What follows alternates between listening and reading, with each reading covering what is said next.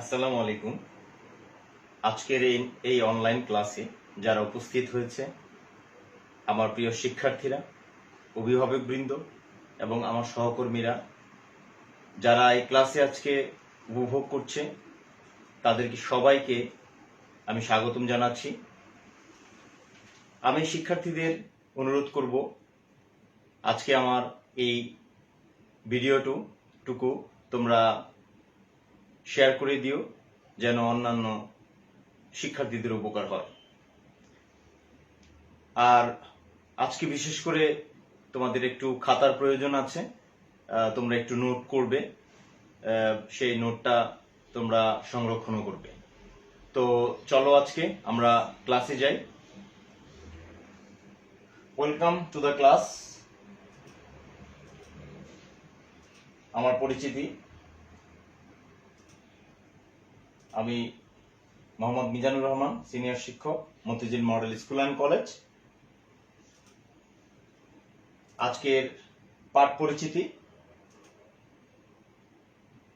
নবম ও দশম শ্রেণী, ব্যবসায় উদ্যোগ, অধ্যায় চতুর্থ, মালিকানা ভিত্তিতে ব্যবসা। তোমাদেরকে আমি বলে রাখি, গত ক্লাস আমার হয়েছিল মালিকানা ভিত্তিতে ব্যবসা। আমরা ক্লাস করেছি, যেমন তোমরা হয়তো মনে আছে তোমাদের, এক মালিকানা ব্যবসায় এবং অংশীদারি ব্যবসায় আমরা করেছিলাম। আজকে আমরা পরের দুইটা করব। এই কারণে আজকে আমরা পুনরায় আমি এই ক্লাসটা নিয়ে এসেছি।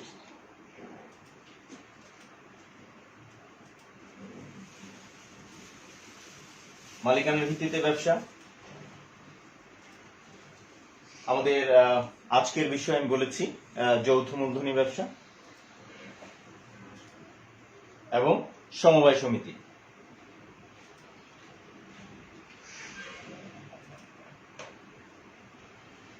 আমাকে একটু বলো তোমরা,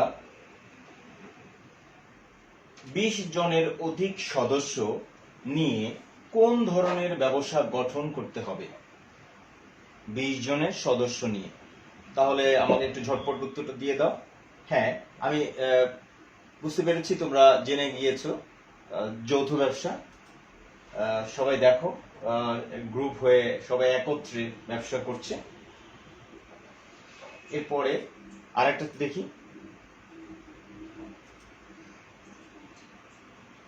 শেয়ার ক্রয় করে কোন ব্যবসায়ের মালিকানা পাওয়া যায় এবং ভোটাধিকার লাভ করা যায়? শেয়ার ক্রয় করে কোন ব্যবসায়ের মালিকানা পাওয়া যায় এবং ভোটাধিকার লাভ করা যায়? হ্যাঁ, ঠিকই বলেছ, যৌথ ব্যবসা। দ্যাট ইজ, এটা সার্টিফাইড কপি।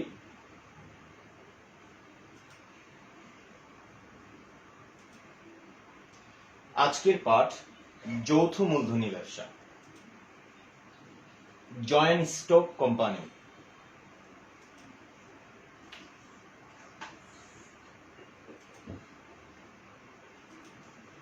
এই পাঠ শেষে তোমরা জানতে পারবে যৌথ মূলধনী ব্যবসায়ের সংজ্ঞা বর্ণনা করতে পারবে, যৌথ মূলধনী ব্যবসায়ের বৈশিষ্ট্য বর্ণনা করতে পারবে, সমবায় সমিতির গঠন প্রক্রিয়া বর্ণনা করতে পারবে, নিবন্ধন পত্র সংগ্রহ পর্যায় ব্যাখ্যা করতে পারবে এবং তার কার্যারম্ভ পর্যায় বর্ণনা করতে পারবে। আজকে আমি তোমাদেরকে এই দুইটা বিষয়, যৌথ ব্যবসা এবং সমবায় সমিতির, তোমাদেরকে আমি আলাদা আলাদাভাবে বুঝাবো।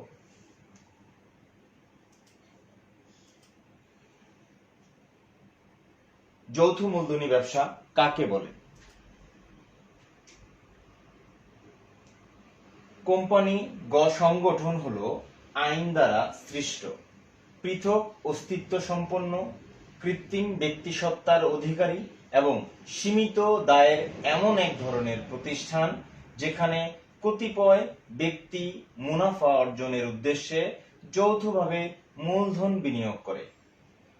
তার মানে হচ্ছে, আমি আগেই বলেছিলাম, ব্যবসার অর্থই হলো মুনাফা অর্জন, এবং এই যৌথ মূলধনী ব্যবসার যে আইনগত যে নিয়ম কানুন আছে, তবে এটার এখানে আছে যেমন পৃথক অস্তিত্ব সম্পন্ন হবে, কৃত্রিম ব্যক্তি সত্তার অধিকারী এবং সীমিত দায়টাও সীমিত থাকবে।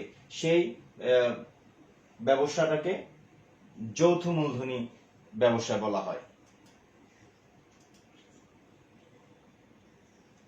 আমরা একটু হিস্ট্রি জেনে নিই, ইতিহাস।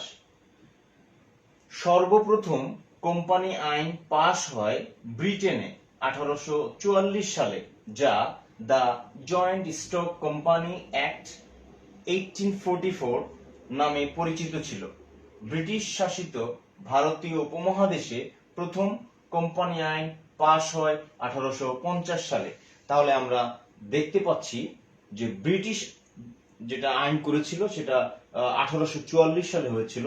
এরপরে ভারতীয় উপমহাদেশের পরবর্তীতে এই আইন আবার পাশ হয় 1850 সালে।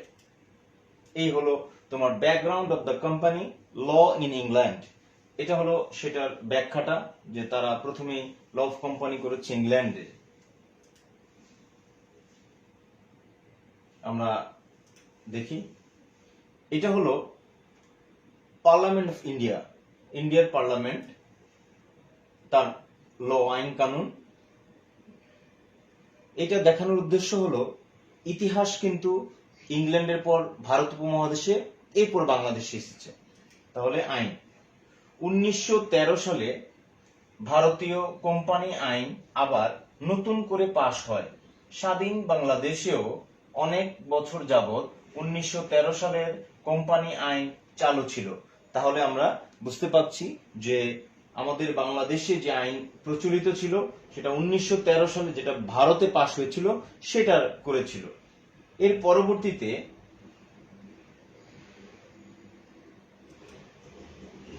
এ হলো certified copy, the formation of a company. পরবর্তীতে কোম্পানি আইনের ব্যাপক সংস্কার করে 1994 সালে বাংলাদেশে নতুন কোম্পানি আইন প্রবর্তন করা হয়। বর্তমানে বাংলাদেশের সকল কোম্পানি ব্যবসা 1994 সালের আইন অনুযায়ী পরিচালিত ছিল। তাহলে আমরা দেখতে পাচ্ছি যে ইন্ডিয়ার পরে বাংলাদেশে 1994 সাল, অনেক বছর পর আমাদের বাংলাদেশে সেটা নতুন করে আইন প্রবর্তন করা হয়। তাহলে আমরা 1994 সালের আইন অনুযায়ী পরিচালিত হচ্ছে এখন ব্যবসা। আমরা এখন চলে যাব দ্বিতীয় পর্যায়ে, সেটা হলো প্রকারভেদ। যৌথ মূলধনী ব্যবসা বা কোম্পানি সংগঠনের প্রকারভেদ। আমরা প্রকারভেদ জানবো। Classifications of joint stock company, এটার প্রকারভেদ কয় প্রকার। বিশ্ব সমাজ ব্যবস্থায় আর্থ সামাজিক দিকের বহুবিধ পরিবর্তন ও উন্নয়নের ছোঁয়া ব্যবসায় জগৎকে স্পর্শ করে, যার কারণে এক মালিকানা ও অংশীদারি ব্যবসায়ের সীমাবদ্ধতাকে কাটিয়ে বৃহদায়তন ব্যবসা হিসেবে যৌথ মূলধনী ব্যবসার উৎপত্তি হয়। যৌথ মালিকানাধীন যত রকমের ব্যবসায় সংগঠন আছে তার মধ্যে কোম্পানি সংগঠন সবচেয়ে বেশি পরিচিত। তাহলে আমরা বুঝতে পারছি যে কোম্পানি যে সংগঠন ছিল সেটা সবচেয়ে বেশি পরিচিত ছিল। বাংলাদেশ কোম্পানি সংগঠনগুলোকে প্রধানত দুই ভাগে ভাগ করা হয়েছে। আমরা দেখতে পেলাম যে এক মালিকানা অংশীদারি ব্যবসা সীমাবদ্ধতা আছে, এরপরে আবার নতুন ব্যবসা শুরু হয়েছে যেটা যৌথ মালিকানা, এবং সেই বাংলাদেশ কোম্পানি সংগঠন আইনকে দুই ভাগে ভাগ করেছে। এক, প্রথম কথা হলো দেখো প্রাইভেট লিমিটেড কোম্পানি। আমি যদি একটু প্রাইভেট লিমিটেড কোম্পানি বলি, তাহলে প্রাইভেট লিমিটেড কোম্পানি হলো যে কোম্পানির সদস্য সংখ্যা সর্বনিম্ন 2 জন এবং সর্বোচ্চ 50 জনে সীমাবদ্ধ এবং যার শেয়ার অবাধে হস্তান্তরযোগ্য নয় তাকেই প্রাইভেট লিমিটেড কোম্পানি বলে। আমি শুধু তোমাদেরকে বলবো তোমরা এই পয়েন্টগুলো একটু লিখে নিতে হবে, একটু লিখে তোমরা খাতায় একটু ক্লিয়ার করে নাও। আমি বলছি, তাহলে সদস্য সংখ্যা হবে সর্বনিম্ন 2 জন এবং সর্বোচ্চ 50 জন। কোম্পানির সদস্যগণ শুধু নিজেরাই শেয়ার ক্রয় করবে, আর এই কোম্পানির পরিচালকের সংখ্যাও ন্যূনতম 2 জন থাকবে। তাহলে আমরা প্রাইভেট লিমিটেড কোম্পানির ক্ষেত্রে দেখতে পেলাম যে সদস্য সংখ্যা 2 জন থেকে সর্বোচ্চ 50 জন, এবং এটা হস্তান্তরযোগ্য হবে না, এবং এই হস্তান্তর হবে যারা শেয়ার ক্রয় করবেন তাদের মধ্যে থেকে শেয়ার ক্রয় করবেন। তবে অবশ্যই মনে রাখতে হবে এর পরিচালক থাকবেন, পরিচালকরাই এর পরিচালনা করবেন। এই হলো তোমার প্রাইভেট লিমিটেড কোম্পানি। পরেরটা হলো পাবলিক লিমিটেড কোম্পানি।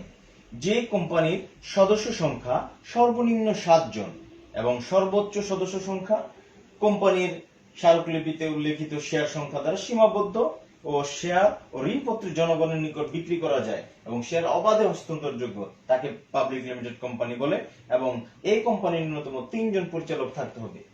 তাহলে আমরা পাবলিক লিমিটেড কোম্পানির ক্ষেত্রে দেখতে পেয়েছি যে সর্বনিম্ন থেকে সর্বোচ্চ সদস্য সংখ্যার মধ্যে যা আছেন, তারপরে হস্তান্তরযোগ্য হবে, আবার পরিচালকও থাকবেন 2 জন, যারা এই পাবলিক লিমিটেড কোম্পানি করতে পারবেন। তাহলে আমরা প্রাইভেট লিমিটেড কোম্পানি এবং পাবলিক লিমিটেড কোম্পানি দুইটাই আমরা জেনে গেলাম। তাহলে আমরা চলো সামনের দিকে আগানো যাক। আমরা এখন যাই সামনে দেখি যৌথ মূলধনী ব্যবসার বৈশিষ্ট্য। প্রথমটি হলো আইন সৃষ্ট প্রতিষ্ঠান। যৌথ মূলধনী কোম্পানি একটি আইন সৃষ্ট ব্যবসায় সংগঠন।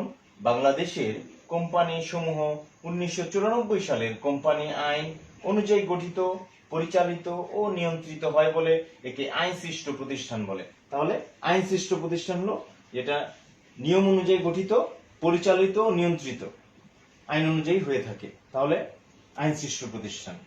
তাহলে আইন একটা ছবি দিয়ে দিলাম। দ্বিতীয়টা হলো সদস্য সংখ্যা। পাবলিক লিমিটেড কোম্পানির ক্ষেত্রে সর্বনিম্ন সদস্য 7 জন এবং সর্বোচ্চ সংখ্যা শেয়ার সংখ্যা দ্বারা সীমাবদ্ধ। পাবলিক লিমিটেড কোম্পানি আমরা সদস্য সংখ্যা জেনে গেলাম। পাবলিক লিমিটেড কোম্পানি একটা ছবি দেওয়া হলো। 3, স্বেচ্ছামূলক সংগঠন।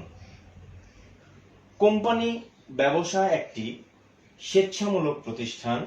সদস্যদের কেউ ইচ্ছা করলে শেয়ার হস্তান্তরের মাধ্যমে সহজেই ব্যবসায় থেকে বিদায় নিতে পারে, আবার কেউ ইচ্ছা করলে শেয়ার ক্রয়ের মাধ্যমে এর সদস্যপদও লাভ করতে পারে।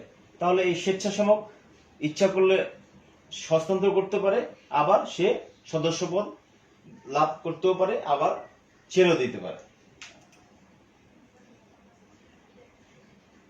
তাহলে এটা স্বেচ্ছাসেবমূলক সংগঠন। 3 হলো চিরন্তন অস্তিত্ব।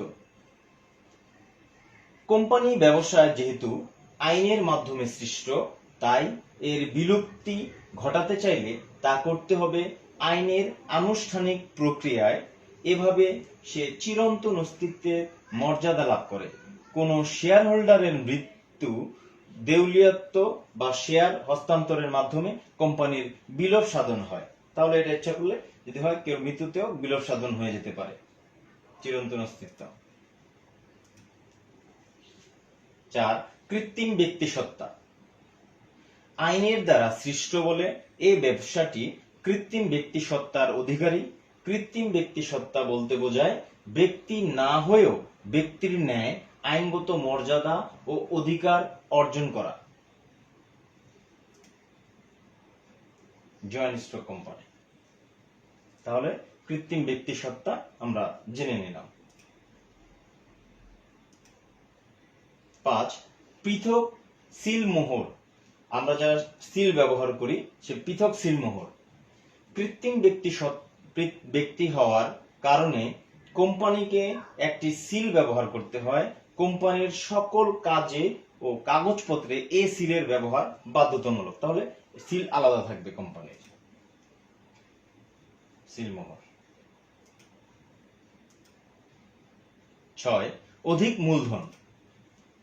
আইনগতভাবেই কোম্পানির মূলধনকে কতগুলো সমান অঙ্কের ক্ষুদ্র এককে ভাগ করা হয়। শেয়ার বিক্রির মাধ্যমে কোম্পানির মূলধন সংগ্রহ করে। আইনের মাধ্যমে মূলধন সংগ্রহ করে এবং এটা শেয়ার বিক্রির মাধ্যমে মূলধন সংগ্রহ করা যায়। 7, মালিকানা হতে ব্যবস্থাপনা পৃথক। মালিকানা হতে ব্যবস্থাপনা পৃথক। কোম্পানি ব্যবসায়ের ক্ষেত্রে কোম্পানির মালিকানা থেকে ব্যবস্থাপনা সম্পূর্ণ আলাদা। ব্যবস্থাপনার দায়িত্ব থাকে বেতনভুক্ত অন্য একটি পক্ষের উপর। মালিকগণ নীতি নির্ধারণ কাজে অংশগ্রহণ করে থাকে। সবকিছু একজন বেতনভুক্ত একজন লোক থাকে, তার উপর দায়িত্ব থাকে, কিন্তু মালিকরা শুধু কাজে অংশগ্রহণ করে। একটা তার প্রতিচ্ছবি, যে চিত্র। 8, দায়বদ্ধতা। কোম্পানি ব্যবসায়ের সদস্যগণের দায় সীমিত। সদস্যগণের দায় সাধারণত শেয়ার মূল্য ও প্রতিশ্রুতি দ্বারা সীমাবদ্ধ। অর্থাৎ যদি কোনো শেয়ার মালিক কোনো কোম্পানির 200 টাকা মূল্যের 100টি শেয়ার ক্রয় করেন, তাহলে তার দায় শুধু 20,000 টাকার মধ্যেই সীমাবদ্ধ। তাহলে আমরা দেখতে পাচ্ছি যে উনি যে কয়টা শেয়ার ক্রয় করবেন, ঠিক সেই কয়টা শেয়ারই তার উপর দায়বদ্ধতা।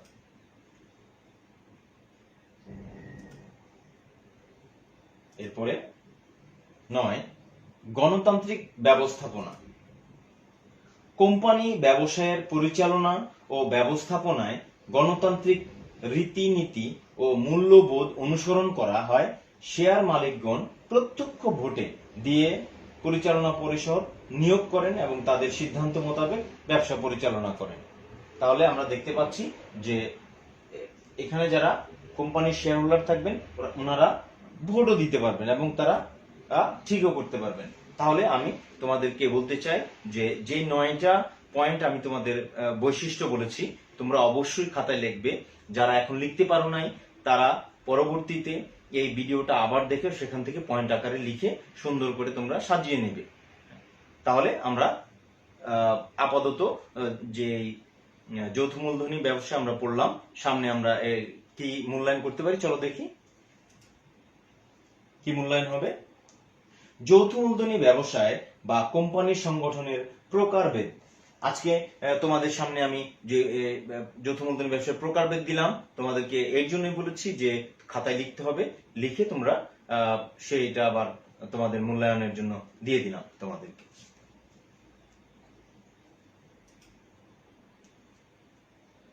তাহলে আমি তোমাদের সামনে একটা চিত্র দেখাই, চিত্রটি লক্ষ্য করো। আমাকে বলো দেখি চিত্রটি কেমন মনে হচ্ছে। সবাই একসাথে, তোমরা হয়তো দেখেছো ভিন্ন আকৃতির, বলতে তাহলে মানে সমবায়ের মতো, সামাজিক সংগঠনের মতো মনে হচ্ছে কিনা? তাহলে আমার কাছে মনে হচ্ছে যে হ্যাঁ, তোমরা একটু ধরে নিয়েছো যে সমবায় মনে হচ্ছে। সমবায়ের শাব্দিক অর্থ কি? শাব্দিক অর্থ সমবায় মানে একত্রিত। শাব্দিক অর্থ হলো সম্মিলিত উদ্যোগ বা প্রচেষ্টায় কাজ করা। তাহলে সমবায়ের অর্থ হলো সম্মিলিত উদ্যোগ, সবাই মিলে একসাথে কাজ করা। বাংলাদেশের সমবায় সমিতি কত সালে আইন দ্বারা পরিচালিত? কত সালের আইন? তোমরা কি আমাকে বলতে পারবে কত সালের আইন দ্বারা পরিচালিত? ওকে, আমি তোমাদের একটু ক্লু দিচ্ছি, ক্লু প্রথমেই দিচ্ছি, নাও। কি হলো? এটা 2। পারছো কেউ? আর আরেকটা ক্লু দিচ্ছি, 0। পেরেছো তোমরা? আরেকটু দিচ্ছি, আরেকটা দিই, নাও, আরেকটা 0 দিলাম। এরপরে আরেকটা অক্ষর হবে, বলো তো কি? বলো কি হতে পারে? ঠিক করো। হ্যাঁ, ঠিকই ধরেছ, 1। তাহলে বাংলাদেশের সমবায় সমিতি 2001 সালের আইন দ্বারা পরিচালিত। সমবায় সমিতির গঠন প্রক্রিয়া আজকে আমরা সামনে জানবো। গঠন প্রক্রিয়া, কিভাবে সমবায় সমিতি গঠিত হয়। কয়টি পর্যায়ে সমবায় সমিতি গঠিত হয়? কয়টি পর্যায়ে? একটু চটপট আমাকে একটু বলে দাও। হ্যাঁ, আমার মনে হয় তোমরা বুঝতে পারছো। 3টি পর্যায়ে হবে। সমবায় সমিতি গঠন পর্যায় 1, উদ্যোগ গ্রহণ পর্যায় 2, নিবন্ধন পর্যায় 3, কার্যারম্ভ পর্যায়। আজকে আমি তোমাদের এই 3টা আলোচনা করব। তাহলে আমরা চলো সামনের দিকে আগাই।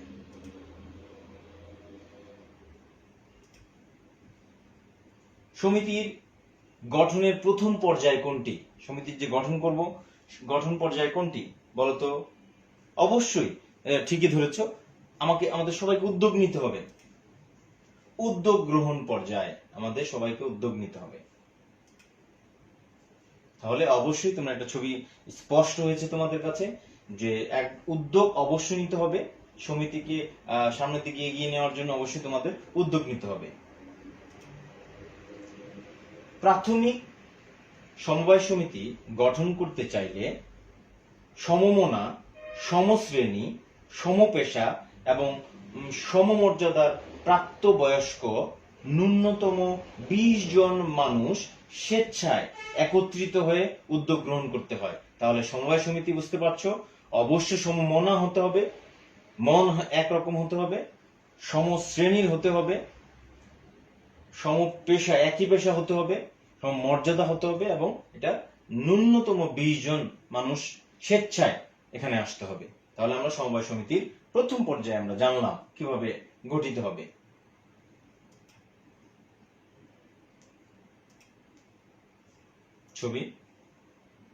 ছবির পিছনে কিছু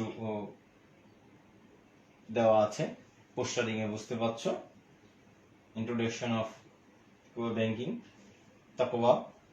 তো এটার উদ্দেশ্য হলো কি দেখো, উদ্যোক্তারা নিজেদের মধ্য থেকে 6 জনকে নিয়ে একটি ব্যবস্থাপনা কমিটি গঠন করে উক্ত কমিটি নিবন্ধন সহ সমবায় সমিতি গঠনের জন্য একটি উপবিধি তৈরি করে। এছাড়াও ব্যবস্থাপনা কমিটির সদস্যরা সমিতির জন্য একটি সিলমোহর তৈরি করেন।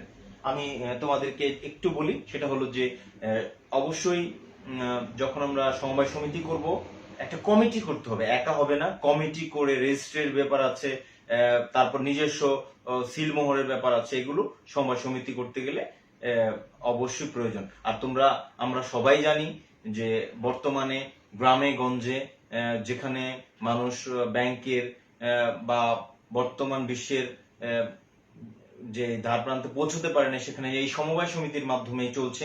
তো সমবায় সমিতির পর্যায়টা হলো এই পর্যায়। এরপরে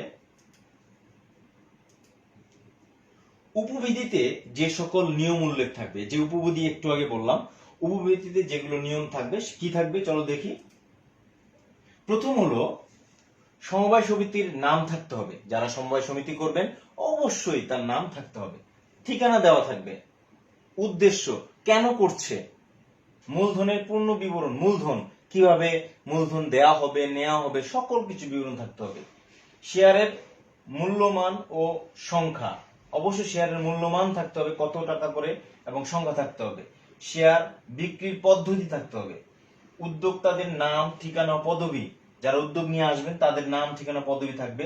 সীমিত পরিচালনার নিয়ম, সমিতি পরিচালনার নিয়ম থাকতে হবে, সমিতি পরিচালনার নিয়ম থাকতে হবে। তাহলে আমরা কি কি নিয়ম থাকবে উপবিধিতে আমরা ছবি দেখি। আমরা ছবি দেখতে পাচ্ছি কর্পোরেশন টিমস। সমবায় সমিতির উদ্যোগ গ্রহণ পর্যায়ে কি কি কাজ করতে হয়? আমি তোমাদের প্রশ্ন হলো সমবায় সমিতির উদ্যোগ গ্রহণ পর্যায়ে কি কি কাজ করতে হয়, কি কি কাজ করবে, এখন সেটা আসি। সমাধানটা হলো উদ্যোগ গ্রহণ পর্যায়ে যে সকল কাজ করতে হয়: 1, প্রাপ্তবয়স্ক ন্যূনতম 20 জন মানুষ স্বেচ্ছায় একত্রিত হওয়া। আমি একটু আগে বলেছি 20 জন সদস্য হতে হবে। 2, 6 জন সদস্য নিয়ে ব্যবস্থাপনা কমিটি গঠন করা, 6 জন সদস্য হতে হবে। সমিতির নামে নিবন্ধন করতে হবে, অবশ্যই নিবন্ধন করতে হবে সমিতির নামে। সমিতি গঠনের জন্য উপবিধি তৈরি করতে হবে। একটু আগে আমরা উপবিধি দেখলাম, কি কি উপবিধি থাকবে, তৈরি করতে হবে। উপবিধিতে সকল তথ্য সন্নিবেশিত করা, স্পষ্ট আকার, সবকিছু স্পষ্ট থাকবে। সমিতির জন্য একটি সিলমোহর তৈরি করতে হবে। আমরা একটু আগে দেখেছি উপবিধিতে কি কি নিয়মাবলী ছিল। চলো এবার আরেকটা পর্যায়ে যাই, নিবন্ধন পর্যায়ে। নিবন্ধন পর্যায়ে কি আছে দেখো, সমবায় সমিতির নিবন্ধন সনদপত্র আমরা দেখতে পাচ্ছি যে এটা হলো সনদপত্র। কিভাবে আমরা একটু আগে উপবিধিতে কি কি থাকবে, এই হলো সনদপত্রটা।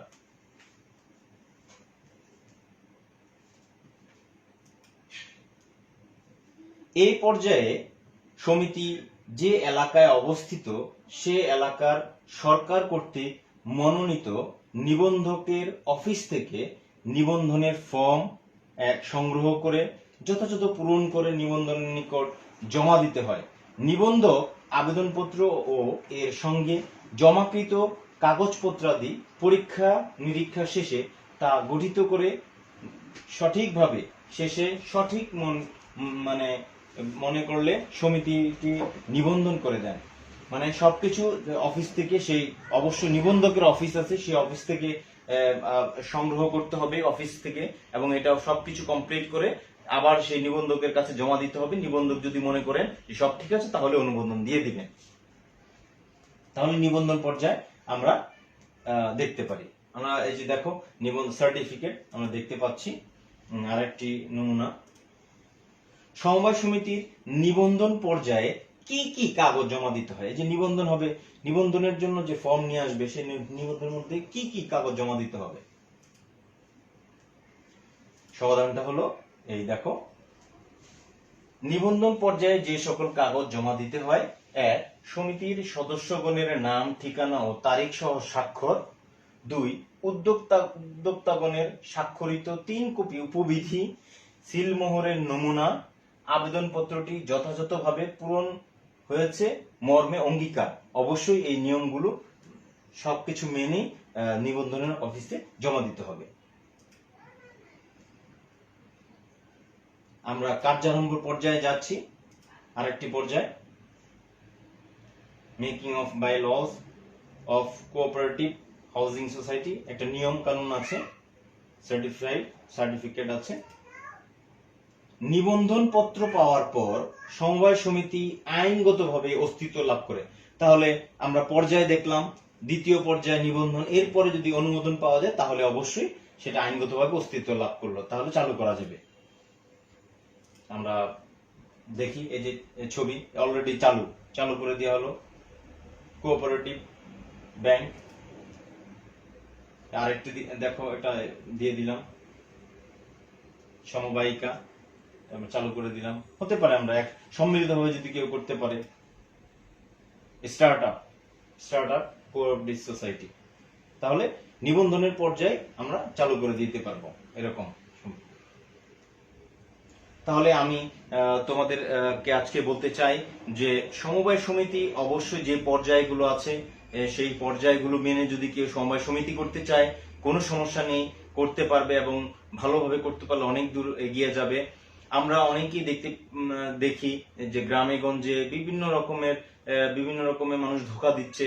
সেই ধোঁকায় না পড়ে এই যে নিয়ম কানুন সঠিকভাবে যদি জেনে কেউ সমবায় সমিতি করতে চায়, সেটাও একটা কর্ম, একটা কাজ, মানুষ এখানে কর্মসংস্থানের সৃষ্টি হবে।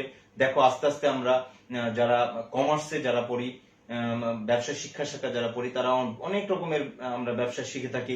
এই সমবায় সমিতি এক রকমের ব্যবসায়ী বলা চলে। তাহলে আমরা যদি মেনে চলি তাহলে এই সমবায় সমিতি এইভাবে চলবে এবং টিকে থাকবে। তাহলে আসো সামনে আগাই, মূল্যায়ন করি আজকে। মূল্যায়নে কি হবে, আমি কিছু প্রশ্ন তোমাদের সামনে রাখছি। এটা হলো, সমিতির নিবন্ধন ফর্ম কোথায় থেকে সংগ্রহ করতে হয়? একটু আগে কিন্তু আমি বলেছি যে সমিতির নিবন্ধন ফর্ম সংগ্রহ করতে হবে। কোথা থেকে সংগ্রহ করতে হয়? উত্তর ওকে, হ্যাঁ বুঝতে পেরেছি, নিবন্ধকের অফিস থেকে সংগ্রহ করতে হয়। 2. সমিতি গঠনে উদ্যোগ নেওয়া কমিটির প্রধান কাজ কোনটি?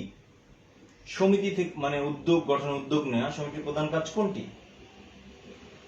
উপবিধি তৈরি করা, উপবিধি ছাড়া হবে না।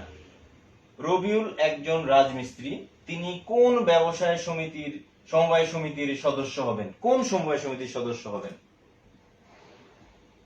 শ্রমজীবী সমবায় সমিতি। এরপরে ব্যবসায় শুরুর আগে সমবায় সমিতির লাইসেন্স সংগ্রহ করার কারণ কি? কেন কেন নিতে হয়? ওকে, আমি জানি তোমরা বুঝতে পেরেছো। ব্যবসায়ের আইনগত বৈধতা পাওয়ার জন্য, অবশ্যই যদি আইনগত বৈধ না থাকে তাহলে আমরা এই সমবায় সমিতি করেও কোনো লাভ হবে না। তাহলে আমাদের এই জিনিসগুলো অবশ্যই মেনে চলতে হবে। তাহলে আজকে তোমাদেরকে আমি যে সমবায় সমিতি বোঝালাম, একটু আগে আমরা যৌথ মূলধনী ব্যবসা বোঝালাম, অবশ্যই আমার মনে হয় যে তোমরা এখান থেকে উপকৃত হয়েছো। তো আজকে তোমাদেরকে আমি বাড়ির কাজ দিচ্ছি। বাড়ির কাজ, তোমরা বাড়ির কাজ আগের মতোই তোমাদেরকে বলি যে অবশ্যই সংরক্ষণ হয়েছে আমার ক্লাস, এগুলো সংরক্ষণ করে রাখবে। আমাদের স্কুল খুলে আমরা অবশ্যই সে বাড়ির কাজগুলো গ্রহণ করব এবং তোমাদের দেখে দিব। বাড়ির কাজ আজকে, যৌথ মূলধনী ব্যবসায়ের সুবিধা ও অসুবিধাগুলো পাঠ্য বইয়ের আলোকে লিখে আনবে। 2, বাংলাদেশে 2001 সালের সমবায় আইন অনুযায়ী সমবায় সমিতির গঠন প্রক্রিয়া বর্ণনা করো। তাহলে যে গঠন প্রক্রিয়া করবে সেটা বর্ণনা দিবে এবং সুবিধা অসুবিধাগুলো লিখবে তোমরা। 2টা প্রশ্ন তোমাদের সামনে দেওয়া হলো, তাহলে তোমরা এটা বাড়ির কাজ করে নিবা। আর আমি তোমাদেরকে বলতে চাই যে আমাদের যে সিলেবাস আমাদের কাছে আছে, আমরাও সিলেবাসের প্রায় ধার প্রান্তে চলে এসেছি, আমাদেরও প্রায় শেষ পর্যায়ে আমরা চলে এসেছি। তো তোমরা আমার ক্লাসগুলো যে কয়টা হয়েছে মনোযোগ দিয়ে শুনেছিলে এবং আমার মনে হয়, আমি বিশ্বাস করি তোমরা বুঝতে পেরেছো এবং তোমরা উপকৃত হয়েছো। সর্বশেষে তোমাদের সবার সুস্বাস্থ্য কামনা করছি এবং তোমাদের কাছ থেকে আমি বিদায় নিচ্ছি। সকলকে ধন্যবাদ।